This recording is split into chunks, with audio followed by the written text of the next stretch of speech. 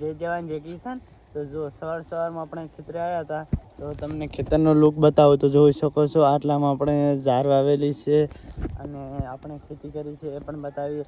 તો રોજ હવે આપણે વિડીયો બનાવવાની શરૂઆત કરી છે, તો લોંગ વિડીયો હવે આવશે, તો ભાઈને સપોર્ટ કરજો અને ખૂબ આગળ વધારજો. માતાજી કરીને હું મહેનત કરું છું, તો મને પણ અમારા ચાહકો પણ અમને બહુ સપોર્ટ કરે.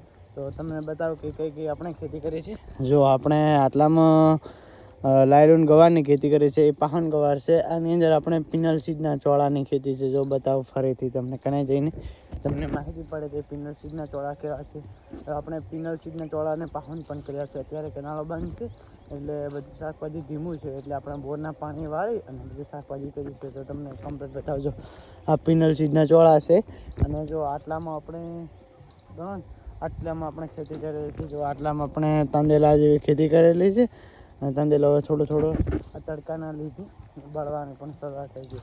જો આટલામાં આપણે દેશી ગવારની ખેતી કરી છે. જો દેશી ગવારની ખેતી એટલે કે આપણે ઝીણો ગવાર આવે ને તેની ખેતી કરેલી છે. અને જો આટલામાં આપણે મરચાંની ખેતી કરેલી છે. તો તમને મરચાંની ખેતી બધા જો અત્યારે ઉનાળો છે તો પણ એકદમ સરસ મરચાં આવી રહ્યા છે.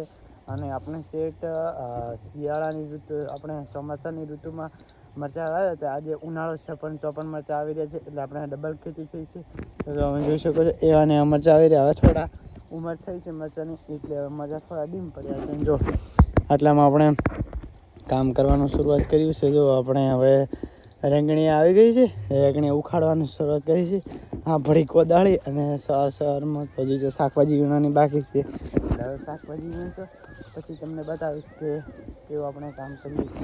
જો લાલ મરચાં પણ સાથે છે. જો એની અંદર મરચાંની અંદર લાલ મરચાં પણ આવી રહ્યા છે. અને જો હજી તો મોગરી બાકી છે ઉખાડવાની.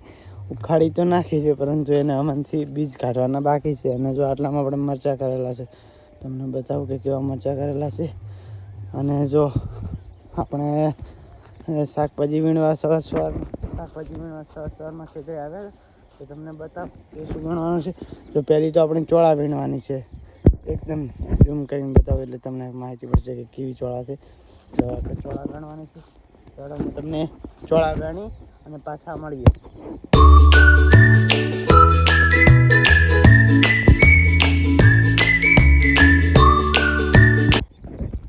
જો ફાઇનલી આપણે હવે કમ્પ્લીટ ચોળા વીણી નાખ્યા છે. અડધો કલાકથી સીધી ચોળા વીણતા, તો હવે જો બધા જ ચોળા વીણી નાખ્યા છે. હવે તમને બતાવું કે હવે આપણે ક્યાં જવાનું છે. જો હવે આપણે ચોળા તો વીણાઈ ગયા. આપણે રોજ સવારમાં એક શાકભાજી વીણવા માટે ખેતરે આવીએ. તો જો હવે આપણે જવાનું છે તાંદેલો વાટવા માટે. તો તમને બતાવું કે કેવો તાંદેલો. તો જો અમે રોજ સવારના ઉઠી અને એક જ શાકભાજી વીણવાની. શાકભાજી વીણવામાં ચોળા વીણીને હવે આપણે તાંદેલો વાળીશું. એટલે આપણે તાંદેલો જો બાજરીમાં વાવેલો હોય તો ઉખાડવાનો હોય, બાકી જો અમે તો હારિયા વાઇઝ વાવીએ ને એટલે કમ્પ્લીટ વાઢવાનો. એટલે જો અમારા પપ્પાએ જો બધું વાઢી કરીને રાખ્યું છે તાંદેલો. હવે મારી વારી છે હવે વાઢવાની. તો જો તમને બતાવો કે કઈ રીતે તાંદેલો વાઢીએ છીએ. તો જો તમને બતાવું કે આટલામાં આપણે તાંદેલો કરેલ છે અને અત્યારે વાઢવાનો છે. તો હું તમને બતાવું તાંદેલો વાઢવાના. તો જો તમને બતાવું કે કેવો તાંદેલો કઈ રીતે વાઢાય. જો આપણે આ દાંતેડું છે, દાંતેડાના મદદથી આપણે જો આ રીતે તાંદેલો વાઢશું. અને જો આ રીતે આપણે તાંદેલો વાઢીએ અને તો બીજી વાર પોંકરે.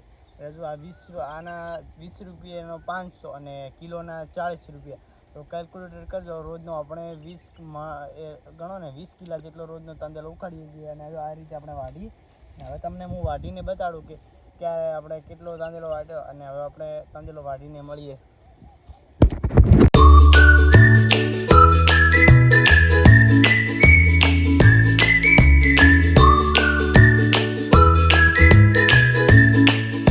ફાઇનલી કાળીંગા આટલા તમે મળી ગયા. હવે તમને બતાવું કે વધારે વીણવા જવાના છે.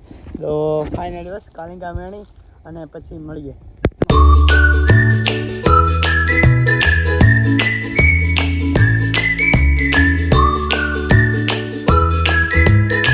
તો જો બસ આપણે કાળીંગા તો વીણી નાખ્યા છીએ અને બસ હવે અડધો અડધ શાકભાજી તો વેણાઈ ગઈ છે, પણ બાકી હવે થોડી પરંતુ બાકી છે શાકભાજી વેણવાની.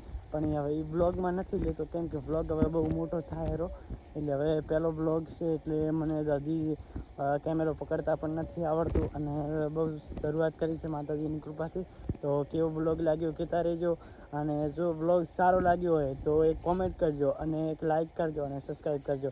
બસ મળીએ બીજા બ્લોગમાં. બસ જય જવાન જય કિસાન.